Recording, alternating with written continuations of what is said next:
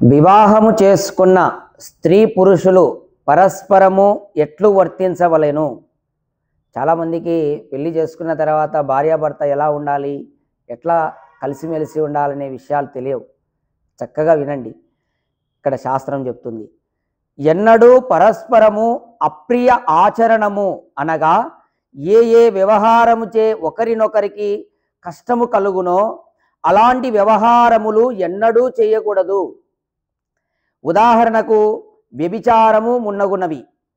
ఒకరినొకరు చూసుకొని ప్రసన్నులు కావలేను, ఒకరినొకరు సేవ చేసుకొనవలేను.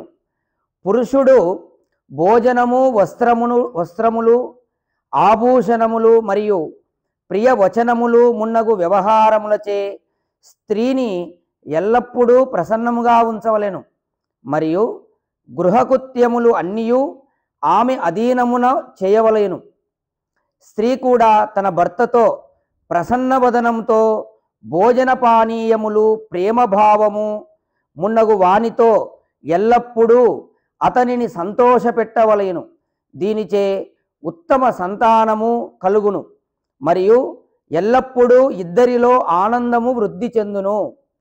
ఒకవేళ ఈ విధంగా చేయకపోతే ఏమవుతుంది? సర్వస్వ నాశనము జరుగును. ఎందుకనగా పరస్పరం ప్రేమ లేకపోవుట చేత గృహస్థ ఆశ్రమము సుఖము కొంచెము కూడా కలగదు. ఉత్తమ సంతానము మరియు ప్రతిష్ట లేక లక్ష్మీ మున్నగు శ్రేష్ఠ పదార్థముల ప్రాప్తి ఎన్నడూ కలగదు. వినుము, మనుస్మృతి చెప్పుచున్నది. సంతుష్టో భార్యయా భర్త భార్యా తథైవచ యస్మిన్నేవ కులే నిత్యం కళ్యాణం తత్ర వైధ్రువం. చూడండి, ఏ కులములో స్త్రీ చేత పురుషుడు మరియు పురుషునిచే స్త్రీ ఆనందింప చేయబడుదురో అందుననే నిశ్చితముగా కళ్యాణము స్థితమగును. కానీ ఇది ఎప్పుడు జరుగునంటే ఎప్పుడైతే బ్రహ్మచర్యముతో విద్యా శిక్షణలను గ్రహించి యువావస్థలో పరస్పరము పరీక్షించి ప్రసన్నతాపూర్వకంగా స్వయంవర వివాహమే చేసుకొనినప్పుడు.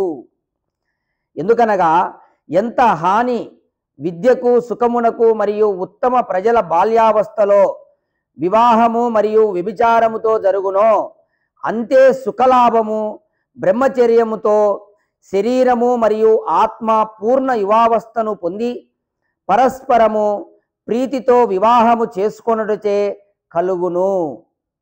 ఏ మనుష్యుడైతే పరస్పర ప్రీతితో స్వయంవర వివాహము చేసుకొని సంతానమును ఉత్పన్నము చేయునో వారి సంతానము కూడా ఎలాంటి ఉత్తములగుదురంటే లక్షలలో ఒకరు ఉందురు.